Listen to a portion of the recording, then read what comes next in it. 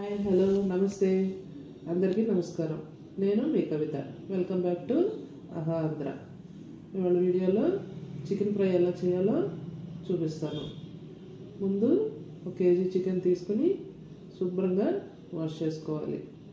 Wash చేసుకుని దాన్ని పక్కన పెట్టి దానికి ఉల్లిపాయలు తీసుకోవాలి. ఉల్లిపాయలు నేనైతే ఒక 4 మీడియం సైజు ఉల్లిపాయలు తీసుకుని సన్నగా కట్ చేసేసుకుని ముందు కడాయి పెట్టి దానిలో ఆయిల్ వేసి, ఆయిల్ కూడా కొంచెం నాన్ వెజ్ అనేటప్పటికి కొంచెం ఎక్కువే పడుతుంది. నేను మూడు పెద్ద గరిటెలు వేస్తాను. ఆయిల్ వేసుకుని దానిలో యాలకులు 2 యాలకులు, 2 చెక్క, 2 లవంగాలు వేసి ఆ తర్వాత ఉల్లిపాయ వేయాలి. ఉల్లిపాయ వేసిన తర్వాత దానిలో కొంచెం సాల్ట్ వేయాలి. అప్పుడు దానిలోంచి నీరు బయటకు వచ్చేస్తుంది. కొంచెం ఒక 10 నిమిషాలు మీడియంలో పెట్టుకుని స్టవ్ వేయించండి.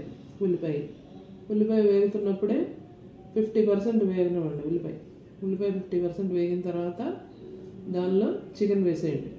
చికెన్ వేసేసి మూత పెట్టండి. మూత పెట్టి ఒకసారి కలిపి మూత పెట్టండి. పెట్టి హైలో పెట్టండి స్టవ్. అలా ఒక 5 నుంచి 7 నిమిషాలు దాన్ని కదపకుండా హైలో ఉంచితే దానిలోంచి వాటర్ బయటకు వస్తుంది.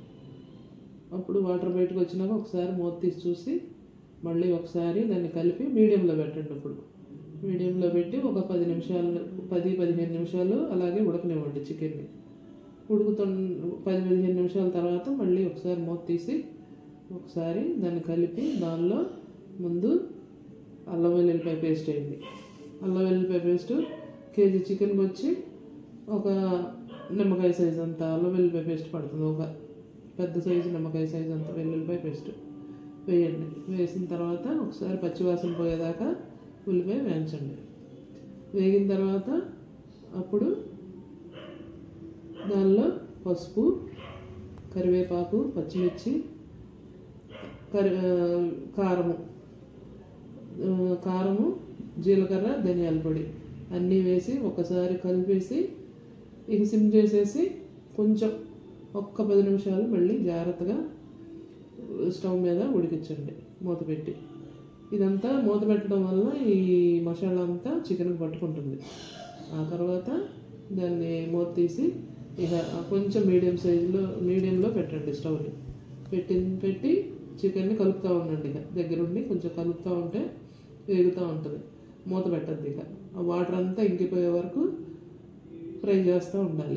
ఫ్రై చేసిన తర్వాత వాటర్ అంతా ఎగిరిపోయినాక నేనైతే మరీ డ్రైగా చేయను, కొంచెం వెట్గా రైస్లో కానీ బిర్యానీలో కానీ అట్లా దేనిలోకైనా కలుపుకునే విధంగా ఉంచుకుంటాను.